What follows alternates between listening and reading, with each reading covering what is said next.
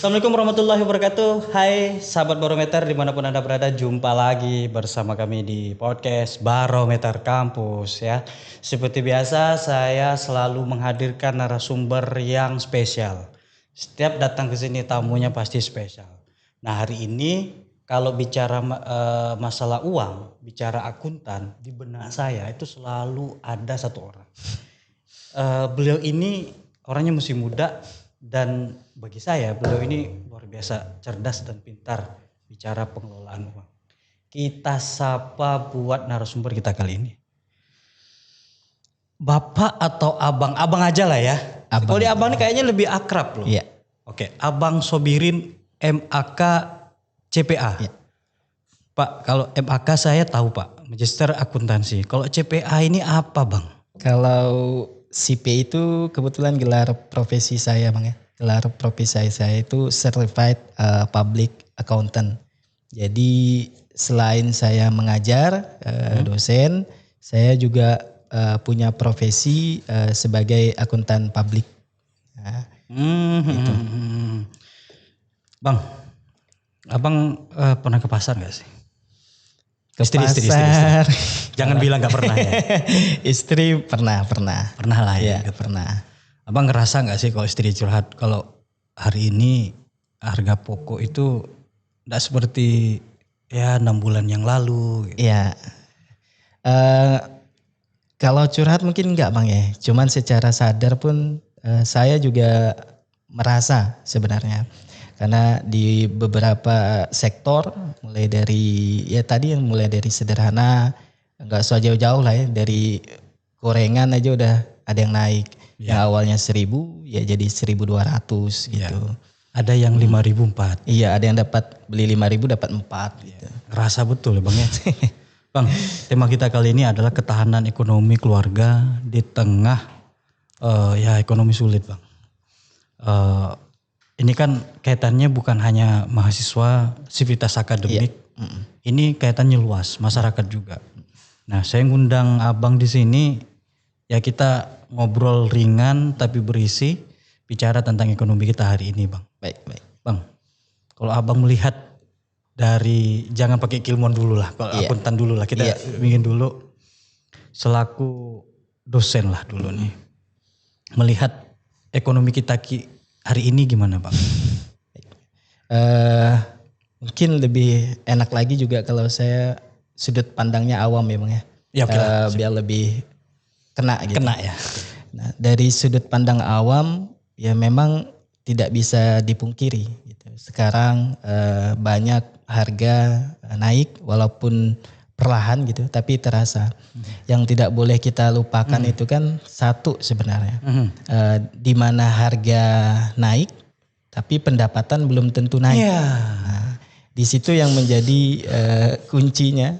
Nah, bagaimana cara kita untuk pendapatan yang sifatnya masih tetap kita kelola untuk pengeluaran yang mulai beranjak naik. Kita nggak tahu nih Bang, naiknya nih sampai di titik mana dan di berapa lama dan sejauh apa kita mampu. Nah, kan bahaya sekali gitu Bang kalau sampai di kita para pekerja ini yang penghasilannya harga tetap naik misalnya begitu.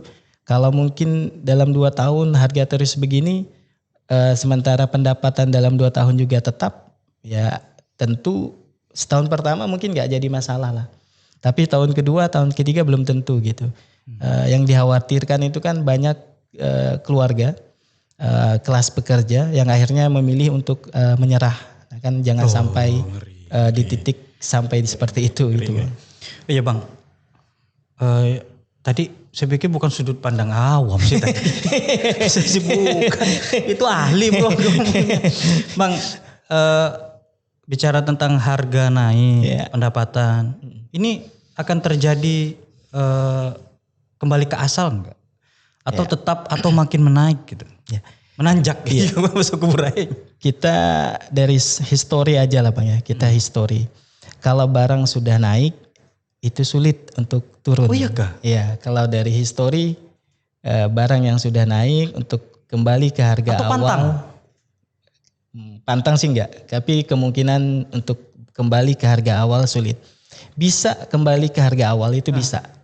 Salah satunya hanya dengan cara mengurangi kapasitas.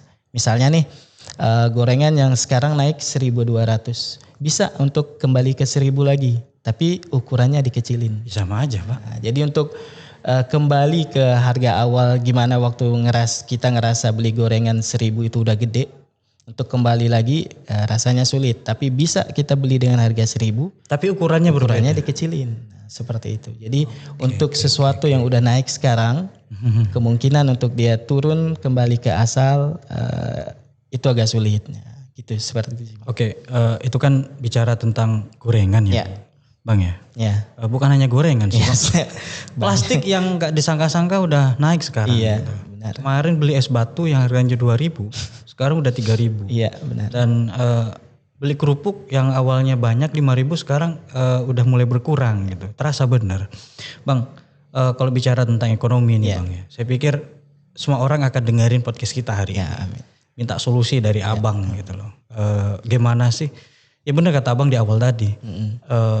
Penghasilnya segitu-gitunya, tidak ada peningkatan, tapi pengeluaran harga itu makin naik, harga kebutuhan pokok. Bang langsung aja nih. Sebenarnya apa sih penyebabnya gitu? Kok bisa ekonomi kita kayak gini? Perang oke lah, tapi perangnya jauh Bang. Hormuz sana. Kok kita yang di sini yang kacau gitu. Baik. Kalau penyebab utama selain dari geopolitik itulah Bang ya. Memang perang itu jauh ya di Hormuz, Iran gitu.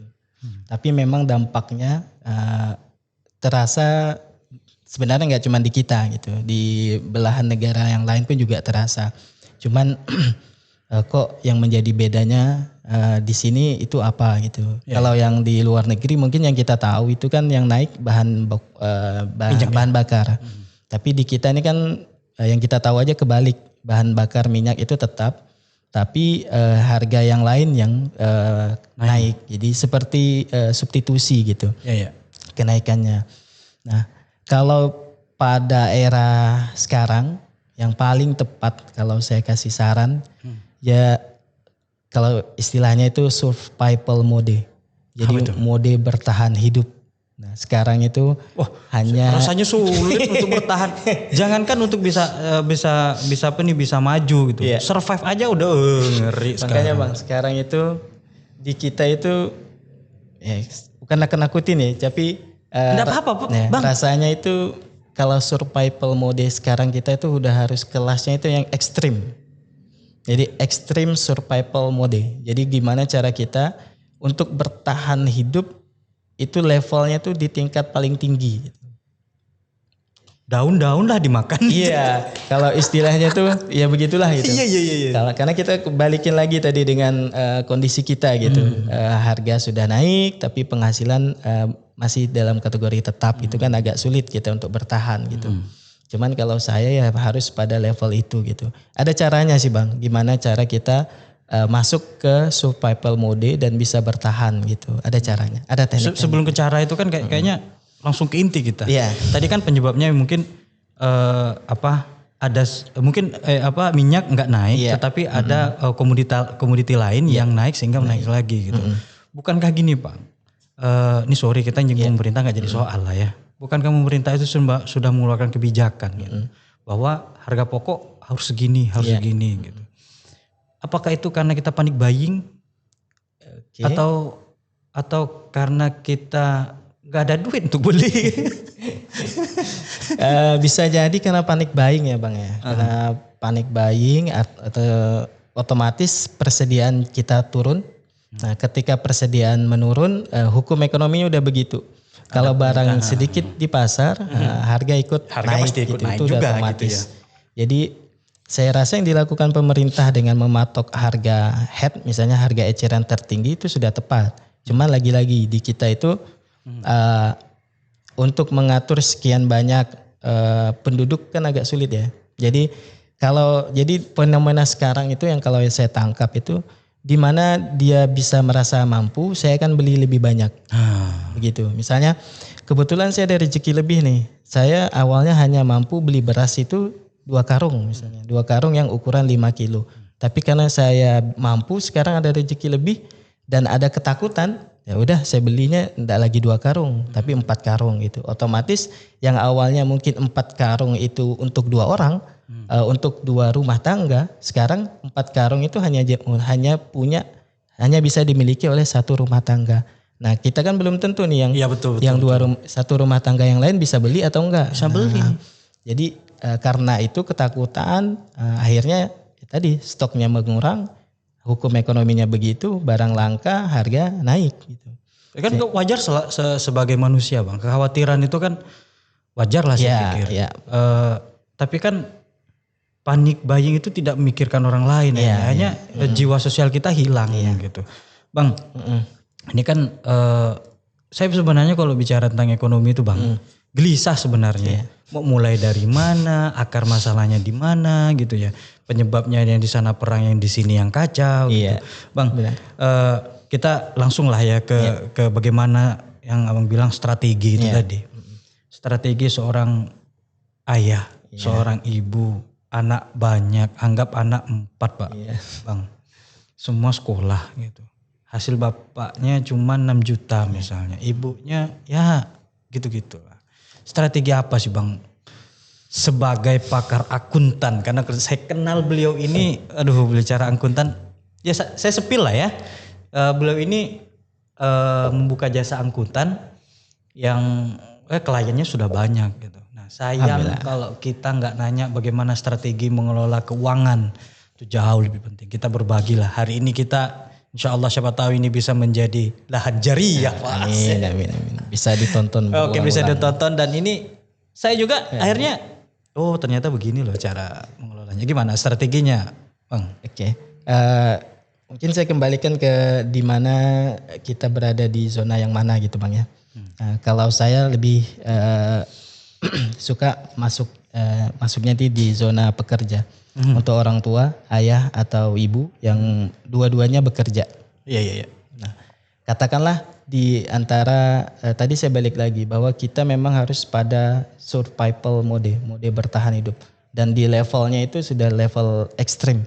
Jadi udah nggak bisa kita ekstrim setengah-setengah. Ya. Karena gejolak sih Bang sebenarnya, gejolak geopolitik. Jadi sekarang itu kan serbanya tidak pasti. Nah, kalau tidak ada sekarang tuh untuk di pasar saham aja nggak ada yang bisa mengukurnya gitu. Nanti naik, besok naik, atau hari ini turun tuh ngedadak semuanya.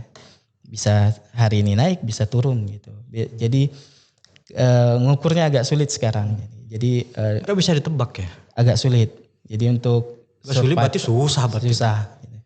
Jadi untuk di mode yang saya sebutkan ini ya memang levelnya memang harus ekstrim. Tapi dari skema ini ada 3 atau 2 yang tidak boleh ditinggalkan. Jadi jangan sampai meninggalkan itu. Apa ini Bang? 3 yang utama ini Bang ya. Jadi setiap keluarga baik yang bekerja suami istri atau tidak harus punya satu, yang pertama dana darurat. Ya, ini penting sekali ini Bang. Jadi dana darurat ini sangat penting. Jadi kebanyakan keluarga melupakan ini nih. Ini ceritanya Bang. Dana daruratnya udah habis. Nah itu tang air. Oke lah. Itu terlepas dari habis atau enggaknya. Dana darurat nih gimana? Ini sebelum ke poin 1, 2, 3. Ini poin 1 dulu. Dana darurat. Jadi Cuman mengumpulkannya Bang. Dana darurat ini beda Bang. Kita harus bedakan sama saving. Jadi nabung dan dana beda darurat, sama saving ya? Harus beda. Dana darurat dan saving itu harus beda. Jadi kalau ini istilah saya aja. Kalau saving itu yang tidak boleh kita gunakan. Tapi kalau dana darurat masih boleh kita gunakan. Berarti saya pikir dana darurat ini tidak boleh digunakan. Boleh. Untuk hal-hal tertentu. Dana darurat ini boleh ya? Boleh. Ya, ini hanya untuk hal-hal yang sangat-sangat urgent. Makanya namanya juga dana darurat. Tapi kalau tidak urgent, jangan digunakan. Makanya saya pisahkan antara dana darurat dan saving. Dan dia tidak boleh dalam satu account yang sama. Nah, misalnya nih abang kita punya 2 rekening. Nah, satu rekening khusus untuk saving, satu rekening khusus untuk dana darurat. Nah, tapi untuk dana darurat ini banyak sebenarnya diversifikasinya, Bang. Kita tinggal pilih. Misalnya kita mau simpannya dalam bentuk cash tunai, oke lah berarti kita bikin bank account. Tapi kalau kita pengen bentuknya yang lain, mungkin saya pengennya emas. Nah, jadi kita untuk dana darurat kita simpen dia dalam bentuk emas. Misalnya kan banyak sekarang beli emas lebih mudah lah ya. Tapi kalau saran saya belinya di tempat-tempat yang aman, yang beli sama saya gitu. Ya. Kalau beli sama saya jangan Pak, karena saya nggak jualan emas. Banyak lah yang BUMN itu yang birin ya. Bang. Nah, itu untuk dana darurat. Prinsipnya tadi, kalau saving itu yang tidak boleh, yang tidak boleh kita gunakan. Tapi kalau dana darurat yang masih boleh kita gunakan. Tapi hanya untuk level-level yang sangat-sangat urgent gitu. Karena kalau dana darurat tuh agak sulit kita untuk mengisinya kembali gitu Bang, kalau udah kepake. Ya. Tapi kalau saving masih bisa lah gitu. Ya Allah. Nah, dan prinsip yang kedua, kalau ngisi dana darurat itu jangan dari sisa. Dari mana Bang? Misalnya dari dana ini sisa. Dia strateginya Bang. Oke, mantap. Misalnya nih. Mantap, makasih catat. Kita katakanlah suami istri bekerja. Oke. Suami istri bekerja, katakanlah penghasilannya 10 juta. 10 juta, saya hitung 10 juta. Artinya pelan-pelan Bang. Oke, ini saya hitung-hitung nih. Demi sahabat barometer, saya hitung-hitung nih. Anggaplah penghasilnya 10 juta hari ini. 10 juta. Oke, yuk. Ya, 10 juta. Nah, kebanyakan paradigma yang keliru adalah membuat dana darurat atau dana saving itu dari sisa. Iya. Makanya saya ngerasa gitu. Iya, makanya seperti uang itu nggak tersisa, padahal ada. Karena konsepnya keliru tadi dari sisa gitu. Nah, sekarang kita coba balik dari uang yang kita terima bersih dulu. Misalnya katakanlah 10 juta. Kita bisa hitung nih pengeluaran kita per bulan berapa. Misalnya dari 10 juta. Yang dihitung hanya pengeluaran primer, yang inti aja. Misalnya makan, pendidikan, sekolah, bayar sekolah tadi masuk kategori pendidikan. Segala macam ya. Listrik segala macam, katakanlah 4 juta. Itu untuk kebutuhan hidup. Katakanlah 4 juta. Nah, dari 4 juta ini teman-teman, kita bisa langsung presentasikan. Abang mau berapa? 20% dari 4 juta misalnya. Apanya ini? Presentasi dana daruratnya. Jadi kita hitung dulu. Bukan dari 4 juta. Enggak. Nah, biar aman dari kebutuhan pokok tuh nggak boleh kita ganggu dulu. Oke, sip. Misalnya nih. Berarti 4 juta nih. Iya. 4 juta ini kebutuhan primer. Iya, kebutuhan yang primer. Kebutuhan yang nggak bisa diganggu gugat. Kalau dia gugat bisa pincang selesai ini urusan. Itu yang nggak boleh ditawar. Katakanlah 4 juta. Ini diambil dari mau diambil untuk saving. Dana darurat misalnya, dana darurat dan saving. Katakanlah masing-masing 20%. Berarti dana darurat 20%. 20%. Dari 4 juta. Dari 4 juta. Berarti 800 ribu. Oke. 800 ribu. Saving juga begitu. Ambil dulu 20% dari pengeluaran bulanan. 20%? 20%. Berarti ngambil di sini? Iya. 800 ribu juga? Berarti 1.600.000. 1.600.000. 1.600.000 sebenarnya bisa untuk kita hidup 1 bulan. Lantas sisanya dari 1.600.000 berarti ternyata masih ada sisanya. Ternyata 10 juta tuh gede. Abang coba hitung dari 4 juta tambah 1,6 baru 5.600.000. Berarti kita masih punya sisa 4,4 juta. Selama ini kita ngerasa nggak cukup ya? Keren. Selama ini saya kita rugi ngundang jenengan ini enggak. Selama ini kita ngerasa nggak cukup gitu. Iya. Punya 10 juta. Bahkan ini Bang, saya pernah nonton di TikTok ataupun YouTube, dibilang 50 juta itu nggak cukup hidup di Jakarta. Dari sekian dia hitungan itu, saya kaget juga. Masa iya di kota besar sampai segitunya? Gitu. Jadi selama ini kita punya hitungan yang salah. Sepertinya pola pola ya. Ya, pola menganggap bahwa dana darurat dan tabungan itu dari sisa. Nah, itu Berarti gini Bang, dari 10 juta ini kan diambil tadi 4 juta. Iya. Diambillah dari 4 juta ini diambillah darurat 800 20%, Ya. saving 20%. 20%. Jadi 1.600.000 saving dan dana darurat. Berarti sisanya masih ada 4 juta. dari 4 juta ini masih ada. Masih ada. Jadi dari 10 juta, misalnya nih dari 10 juta udah kita potong kan 4 juta. 2 juta lebih lah gitu. Iya, masih ada. Jadi dari 4 juta pengeluaran kita 4 juta 1 bulan. Dana darurat kita harus 20% lah minimal. Tapi ini karena saya bahasnya skala pekerja dengan gaji 10 juta. Iya. Tapi kalau orang untuk level yang di atas dia nggak akan 20%. Amannya itu 3 kali atau 5 kali gaji. Atau 3 kali atau 5 kali dari pengeluaran bulanan. Itu paling aman. Tapi karena skalanya misalnya kita batasan di 10 juta nggak mungkin, agak sulit untuk ngejar itu gitu. Jadi kita 20-30% aja dari yang pengeluaran kita rutin. Berarti dari misalnya 4 juta tadi ada 800.000 dan 800.000. 4 juta ditambah 1,6 baru 5 juta 5.600.000. Berarti 4 juta. Iya, kita masih 4 juta punya 200, sisa 4 4 juta. juta 300. 4 juta 4 kita masih punya. Nah 4 juta 4 ini ternyata masih ada. Itu 4 juta 400. Ini nggak dipakai ini kan? Ini nggak dipakai hitungannya. Ini duit apa nih? Iya, ternyata kita masih ada sisa. Nah ini yang kita manfaatkan untuk kebutuhan yang lain. Abang mau apa sekarang misalnya dari 4,4 juta. Oke, saya gini ya. Iya. Sorry. Saya pingin mobil Ya. yang harganya 170 juta. Ya. Harus berapa bulan?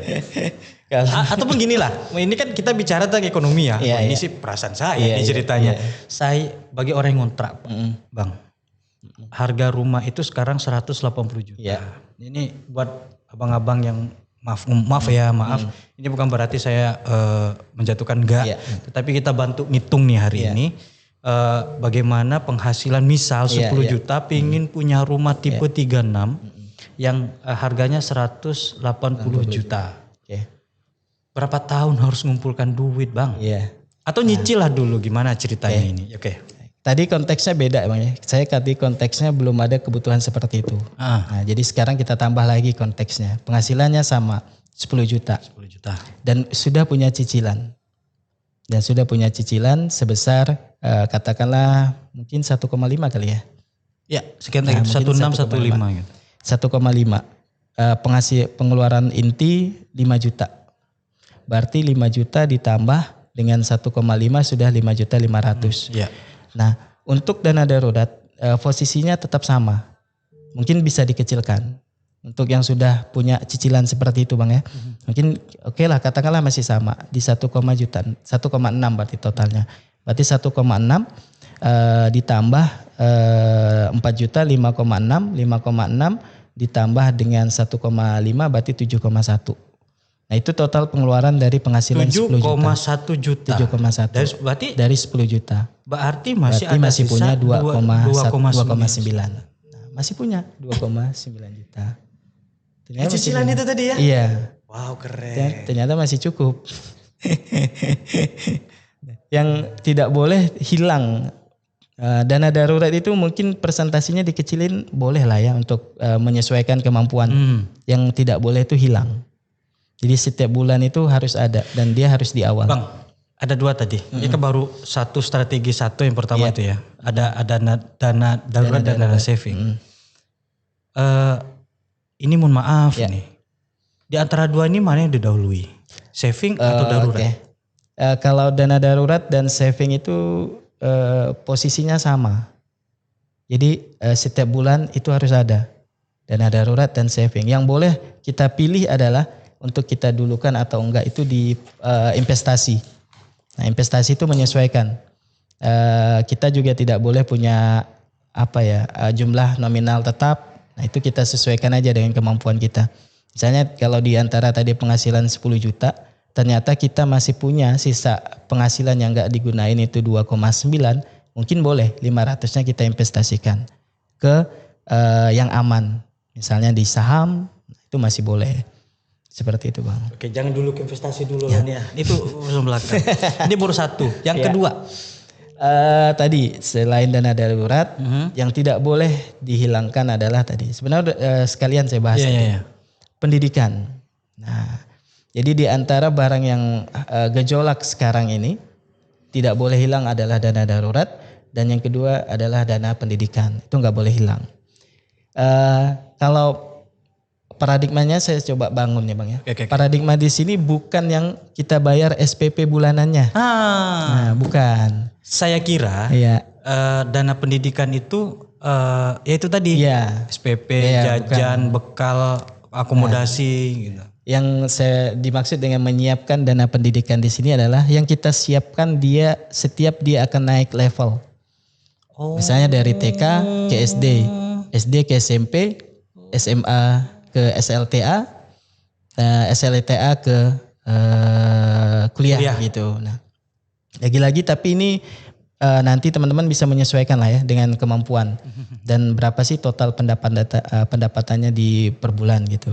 Nah, kalau saya juga nggak banyak untuk dana pendidikan itu saya coba karena acuannya kan sama ya di 10 juta.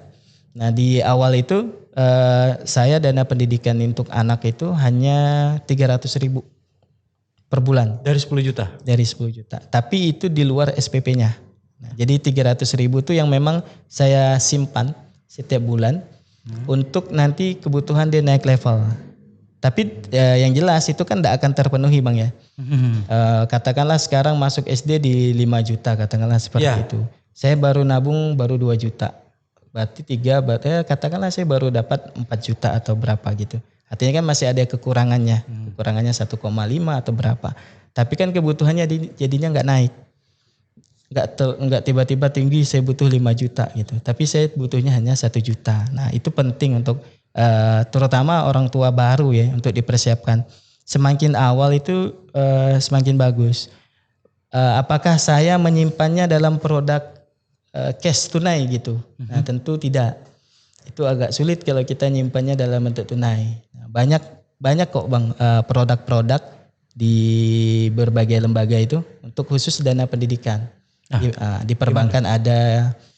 Jadi kita kayak semacam ya nabung secara rutin aja 300.000 setiap bulan. Nah, tapi kan uang itu akan dikelola sama mereka. Nah nanti kita juga dapat imbal hasil walaupun nggak banyak dari uang yang dikelola. Istilahnya bertambah tidak berkurang ya? Iya istilahnya tuh bertambah tidak berkurang.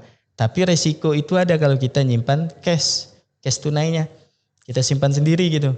Tabunglah misalnya, celengan misalnya. Bisa hilang, selesai bisa berkurang. Selesai Bang. Iya. Karena pola-pola seperti itu agak sulit. Misalnya kalau kita udah kayak ngelihat terlalu banyak nih uangnya. Kayaknya beli ganti HP baru bisa nih. Nah, yang kita takutkan seperti nafsu itu tadi. Nafsu itu. Tapi kalau kita udah ya udahlah serahkan ke yang ngelola aja. Nah, yang penting kita rutin tiap bulan 300 gitu. Nanti kalau saya terasa gitu. Jadi ketika anak naik level, yang saya butuhkan itu walaupun tidak terpenuhi semuanya, tapi yang saya butuhkan tuh jadinya lebih berkurang gitu. Mungkin yang awalnya saya butuhnya 10 juta karena saya udah rutin seperti itu, terkumpul 7 juta, jadi saya kurangnya hanya 3 juta. Nah itu ringan gitu, bisa membantu secara ringan. Seperti itu sih Bang. Jadi dana darurat dan pendidikan itu harus ada. Dan itu harus di luar yang kita keluarin tiap bulan. Katakanlah SPP 250 kali ya. 250. Nah 250 itu bukan dana pendidikan sebenarnya. Tapi masuk kategori biaya hidup.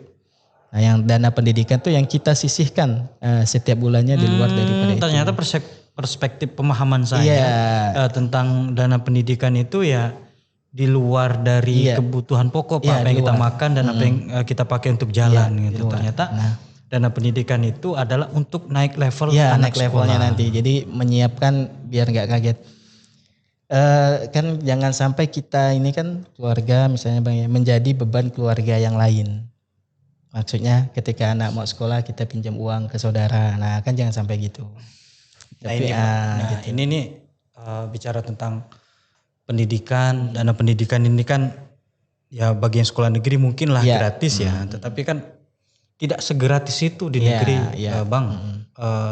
setelah naik level itu kan butuh Iya. seragam baru, Iya, beragam seragam baru dan butuh lain-lain. buku baru, pen baru, duit juga nggak main-main juga gitu. Oke, yang ketiga tadi Bang. Yang ketiga kesehatan. Jadi dana darurat, pendidikan dan kesehatan. Ini urgent juga. Gini deh, kalau sampai kita tidak punya dana kesehatan, begitu kita hanya ngandalin saving misalnya, hanya ngandalin nabung, begitu kita sakit langsung itu tabungan itu akan kepake. Nah, makanya sekarang itu dana kesehatan itu oke lah ada sudah namanya BPJS ya Bang ya. Itu udah aman lah kan. Kita mungkin nggak perlu bayar lah untuk rumah sakit yang negeri gitu. Tapi kalau misalnya teman-teman pengen yang swasta, berarti harus punya asuransi kesehatan. Nah itu urgent. Jadi ketika begitu kita sakit, anak-anak sakit, nah misalnya seperti itu, dana saving dan dana darurat kita jadinya nggak keganggu gitu. Terutama dana darurat yang tadi memang kita simpan untuk 10 tahun atau 20 tahun atau 30 tahun gitu. Jangan sampai dana darurat ini keganggu. Nah seperti itu sih Bang. Dan yang terakhir, saya tetap merekomendasikan untuk teman-teman terutama keluarga muda lah ya. Untuk tetap punya cash tunai. Ada istilah itu cash is king. Jadi uang tunai. Uang tunai? Iya. Yang ada di dompet? Iya, uang tunai bukankah adalah ada raja. sebutin produk ya? Iya. Kotak itu apa? Kris-kris gitu lah ya. Kris-kris gitu lah ya. Nah, abang ngerasa lah ya. Semuanya ngerasa lah ya, sama lah. Mempermudah layanan, artinya mempermudah konsumsi. Saya catat. Iya. Ini bisa jadi thumbnailnya. Iya. Mempermudah layanan, mempermudah konsumsi. Bayangin Bang, ketika Abang punya uang cash 1 juta di dompet, dengan 1 juta di rekening, lebih mudah membelanjakannya adalah dengan tadi istilah yang kita gunakan, kris misalnya, produk kris. Dengan membayar pakai kris, kayaknya tuh kita masih ngerasa punya uang. Iya sih. Sehingga kayak nggak ada beban. Iya. Cuman angka doang kok. Iya, karena memang yang kita keluarin itu kita nggak pegang fisiknya, hanya angka yang berkurang. Tapi ketika cek rekening ternyata berkurang. Dan itu tidak bisa menghentikan pola kita untuk berbelanja. Kalau saya ngerasain seperti itu. Makanya saya coba sekarang, saya pegang uang cash. Nah uang cash saya belanja misalnya 250 dengan bayar cash. Itu rasanya lebih berat dibanding dengan kris. Walaupun nominalnya sama. Atau kris itu nominalnya lebih tinggi misalnya. Oh ternyata lebih berbahaya yang virtual kayak gini. Iya. Yang berbahayanya bukan pada sistemnya sebenarnya. Tapi bagaimana psikologis kita. Konsep kita berbelanja tetap lebih mudah pakai kris. Sehingga untuk menahan keinginannya itu agak kurang. Tapi gimana Bang? Pemerintah sudah menggalakkan yang model virtual seperti itu. Malah mengurangi peredaran uang cash. Gitu kan. Peredaran justru seperti itu. Jadi pemerintah menyediakan barang itu, kris misalnya, untuk mempermudah belanja. Mempermudah kita dalam bertransaksi. Tapi pemerintah juga menghimbau untuk pandai-pandai bertransaksi. Jadi jangan sampai psikologis kita kena. Kalau saya sih, saya bisa katakan ya psikologis saya kena. Karena begitu menggunakan kris itu lebih mudah untuk saya. Perasaan saya itu happy gitu, nggak ada beban. Dibanding saya ngeluarin uang tunai dari dompet 250. Terasa sih, kebacanya tuh mantep ya. Jadi dengan uang tunai gitu agak lebih berat untuk saya. Sehingga saya bisa nahan diri. Gitu. Untuk menahan diri untuk ini dikurangin dulu lah. Belanjanya. Lantas bagaimana Bang kalau penghasilan 10 juta punya kartu kredit? Kartu kredit itu penting. Penting. Apa pula? Penting untuk. Tadi bilang yang pakai kris-kris nggak kurangi ini malah yang kartu kredit yang bahaya. Bawahi lagi biar tidak lari kemana-mana. Kartu kredit itu penting untuk hal-hal tertentu. Misalnya nih hal-hal tertentunya kita misalnya pekerjaan kita mengharuskan kita untuk sering nih terbang ke kota ini, ke kota itu, kota ini gitu. Dengan uang untuk membayar langsung mungkin agak sulit untuk kita. Tapi dengan kartu kredit kita bisa bayar dulu. Jadi mempermudah akses kita dalam bertransaksi. Nah itu lagi-lagi Bang, ketika kita punya kartu kredit, kita harus tahu, kita harus tahu fungsinya itu untuk apa. Nah, jangan mentang-mentang punya kartu kredit, limitnya gede, ya udahlah kita pakai untuk semuanya aja lah. Nah jangan sampai seperti itu. Jadi kartu kredit itu kan memang untuk konsumsi, tapi kita harus pandai-pandai pilih konsumsinya. Tagihannya nanti. Iya, karena tagihan sama lah, belanja dengan kartu kredit itu sama kayak kita nggak ngeluarin uang gitu. Karena uang kita nggak diambil dulu, tapi nanti baru diambil gitu kan. Sebulan ke depan baru kita ditagih gitu. Nah lagi-lagi kalau untuk teman-teman dengan penghasilan 10 juta dan sudah punya, sudah approve lah untuk kartu kredit, maka pastikan kalian mengajukan kartu kredit itu untuk apa. Dan jangan digunakan untuk hal lain seperti kebutuhan konsumsi yang lainnya. Misalnya, gitu. Berarti kartu kredit itu usahakan jangan untuk kebutuhan konsumsi. Iya. Selesai. Gitu. Misalnya saya contohkan, karena saya juga pengguna ya Bang ya. Iya. Bukan membela diri. Iya, bukan membela diri. Jadi saya kan dengan profesi saya saat ini sebut aja nggak apa-apa Bang. Profesi saya akuntan publik itu mengharuskan saya ikut pelatihan, misalnya di Jakarta, di Surabaya, di Bali misalnya. Nah, untuk mempermudah transportasi saya menggunakan kartu kredit untuk perjalanan saya. Hanya untuk perjalanan. Nah, begitu aja. Nanti dan mudahnya kartu kredit itu kan bisa dicicil Bang, berdasarkan kemampuan. Paling kecil di 10%. Ya udah saya bisa cicil 10%-nya aja tiap bulan. Dan itu tidak saya gunakan untuk kebutuhan yang lainnya. Hanya untuk perjalanan saya. Perjalanan. Beli oleh-oleh pakai cash ya? Iya harus. Tidak boleh dicampur-campur. Tidak boleh. Jadi apa ya? Kalau teman-teman sudah harus punya, berarti harus kuat. Dan harus komitmen. Gitu. Komitmen jangan sampai tergoda untuk menggunakan yang lainnya. Karena kan bahaya itu Bang. Apalagi kartu kredit dengan limit yang gede. Misalnya limitnya 100 juta. Kita kan bisa beli apapun itu dengan 100 juta. Misalnya bisa beli HP baru, bisa beli HP yang terbaru lah gitu. Jangan sebut. Nah, karena kita harus komitmen, ya harus dijaga seperti itu. Agak berat, tapi komitmen. Dan memang kalau kita sudah terlanjur tadi misalnya punya penghasilan dengan 10 juta, jangan sesekali menggunakannya untuk konsumsi. Jangan.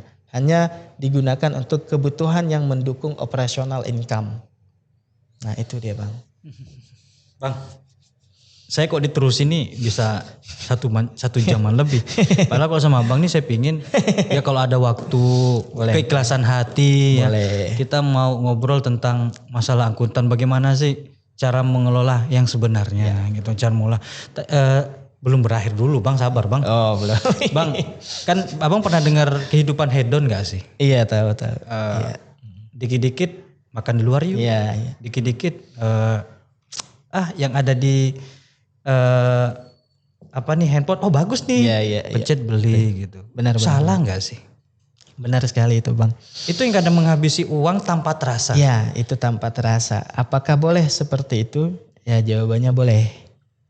Ya bolehnya itu bukan yang sering. Jadi anggap aja kita butuh hiburan dalam 1 bulan. Dan itu dananya memang harus ada Bang. Dana hiburan. Jadi masuk dana hiburan tadi. Ya dana hiburan tuh memang harus ada dalam setiap bulan. Tapi kan itu berdasarkan kemampuan ya. Besar kecilnya itu berdasarkan kemampuan. Jadi usahakan untuk tetap ada. Katakanlah hanya 200.000 kita untuk hiburan. Jadi kan hiburan ini kan banyak ya Bang ya. Bisa misalnya kita dengan makan di luar. Tapi kan makan di luar juga nggak harus di tempat yang mahal. Misalnya nggak harus di kafe-kafe terbaru. Kalau kafe-kafe terbaru 200.000 itu kan kayaknya nggak cukup ya. Apalagi untuk misalnya kita kayak saya pergi berempat. 200.000 tuh kan nggak akan cukup. Nah gitu. Kok bisa KTP kan? Iya. Itu nggak akan cukup itu. Makanya dana hiburan itu harus ada, tapi menyesuaikan lah gitu. Kalau untuk kebutuhan hedon, nah itu saya nggak setuju. Tapi kebutuhan untuk menghibur keluarga setiap bulan misalnya ya katakanlah makan di Lamongan kan masih cukup 200.000 kan nggak masalah. Yang penting kita punya momennya seperti itu. Momen kita makan bersama keluarga. Alam di terbuka Lamongan. ya, Iya, di Lamongan. tempat terbuka gitu kan. Kalau kita Gengsi ini kan hanya sebatas di lidah, iya. Bang.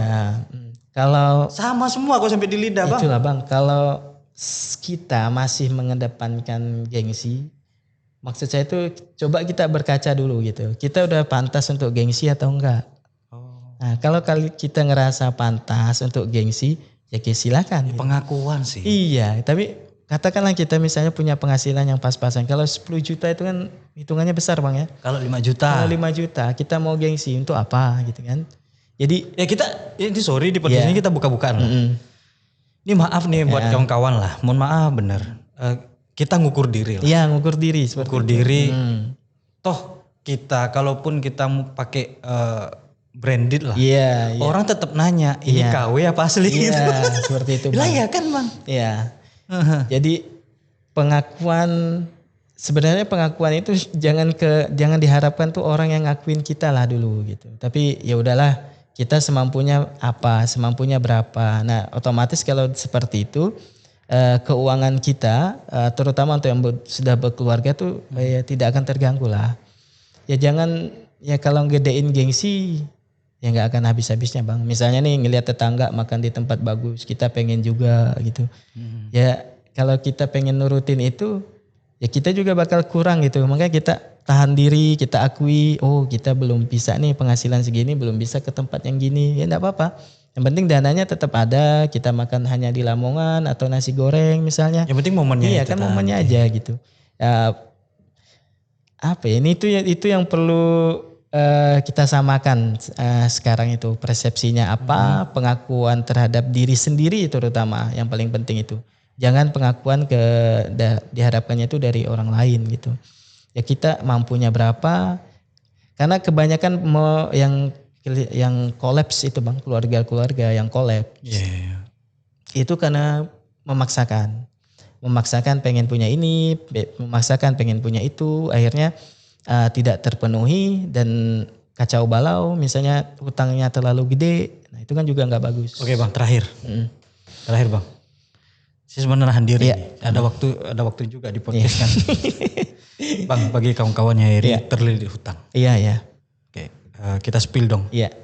Orang yang nonton kita ini kan maaf. Oh iya. Nggak selamanya punya. Iya. Tapi ada yang bahkan di podcast itu gimana sih cara lepas dari hutang? Iya. Apakah hutang lagi? Iya. Kan selesai. Gimana caranya Bang? Kalau saya pertama Bang ya, saya pengen bahas preventifnya dulu. Kalau saya malah menyarankan untuk tidak berhutang.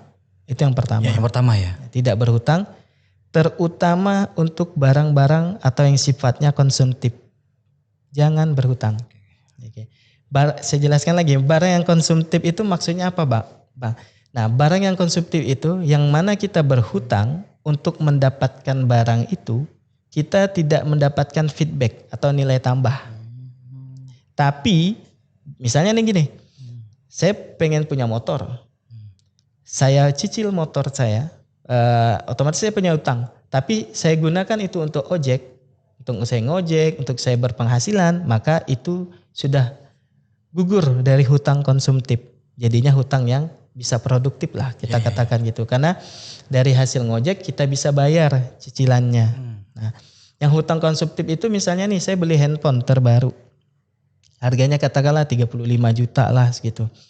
Tapi handphone itu tidak saya manfaatkan untuk apa-apa, hanya untuk saya berharap pengakuan dari orang lain aja misalnya gitu. Saya pengen diakui, otomatis handphone yang saya beli dengan cara berhutang itu menjadi hutang konsumtif. Nah yang ini yang tidak boleh kita lakukan. Kita berhutang untuk barang-barang yang konsumtif. Nah, lalu kondisinya Bang ini kan udah terlanjur, maka setiap pengeluaran kalian utamakan nomor 1 adalah hutang. Jadi hutang nomor 2 setelah kebutuhan pokok. Jadi kalau saya urut lagi, kalau tadi kan pengurutannya adalah kebutuhan pokok, dana darurat, dana pendidikan, dan saving. Nah kalau sekarang jadinya kebutuhan pokok, hutang, dana darurat. Berarti nomor 2. Nomor 2. Jadi hutang itu harus nomor 2 di pengeluaran kita. Karena dia adalah kewajiban. Karena kita berhutang itu jadinya kewajiban pokok, bukan yang sekunder lagi. Nah, tadi saya bilang usahakan kita berhitung ketika kita mau berhutang atau mencicil, hutang pastikan kita masih punya spare 30% dari pendapatan kita. Kalau teman-teman hanya punya spare 10% atau di bawah itu, saran saya jangan. Misalnya nih Bang, kita punya penghasilan 10 juta, tapi kita masih punya spare senilai 3 juta yang tadi 2,9. Nah, kita masih punya spare 3 juta yang uang itu belum kepake gitu. Kita belum punya posnya. Nah, kalau kita mau cicil, usahakan hanya boleh mencicil yang cicilannya itu 50% sampai dengan 70% dari nilai itu. Berarti kalau kita mau cicil motor, berarti cicilannya paling tinggi 1 juta. Sehingga kita masih punya cash tunai itu 1.500.000. Nah, itu aman. Nah, itu aman sekali. Nah, makanya tadi kalau sudah terlilit hutang ya utamakan dulu untuk melunasi hutangnya. Dan jangan pernah mencoba melunasi hutang dengan berhutang. Nah, itu tidak akan selesai karena ekornya itu kalau saya gambarkan tuh ekornya tidak akan putus dia. Jadi jangan sampai mau ngelunasin hutang dengan hutang, itu jangan sampai. Tambah ada bunganya. Tambah bunganya, ini berbunga. Itu tidak akan selesai. Saya jamin itu tidak akan selesai. Kalau mau menyelesaikannya hanya harus berkorban Bang. Kalau udah seperti itu. Adalah dengan cara melepas aset yang kita punya. Lepas aset semuanya. Nangis ya Pak? Iya, harus itu Bang. Nangis Bang. Harus seperti itu kalau kita mau lepas. Misalnya ya kita hanya punya rumah satu-satunya dan kebetulan rumahnya tidak cicil dan lunas gitu misalnya. Untuk lepas dari hutang itu ya kita harus melepas rumah itu. Mungkin dengan kehidupan selanjutnya kita ngontrak dulu sambil nabung untuk harus kembali nol lagi dan jangan pernah sampai begitu lagi. Jangan pernah mencoba melunasi hutang itu dengan berhutang. Itu bukan solusi itu Bang. Luar biasa. Saya ternunduk sih. Ini buat ya kan di luar sana maaf lah ya ada keluarga atau kawan. Ya memang kita harus terbuka dalam menyelesaikan sebuah masalah, Bang Subirin. Oke, saya mungkin minta beberapa kalimat untuk sebagai penutup di season ini. Karena insya Allah kalaupun nanti kita bicara tentang ekonomi, ini Bang Subirin. Satu kalimat saja, Bang Subirin. Oke, jangan sampai di ekonomi boleh sulit, tapi jangan sampai kita keuangan terlilit. Jadi harus aman-aman, hati-hati dalam menentukan pos-pos pengeluaran. Oke. Saya tidak panjang lebar. Inilah Bang Subirin, MAK CBA. Sampai jumpa. Kita akan jumpa lagi di season yang selanjutnya. Assalamualaikum warahmatullahi wabarakatuh. Waalaikumsalam warahmatullahi wabarakatuh.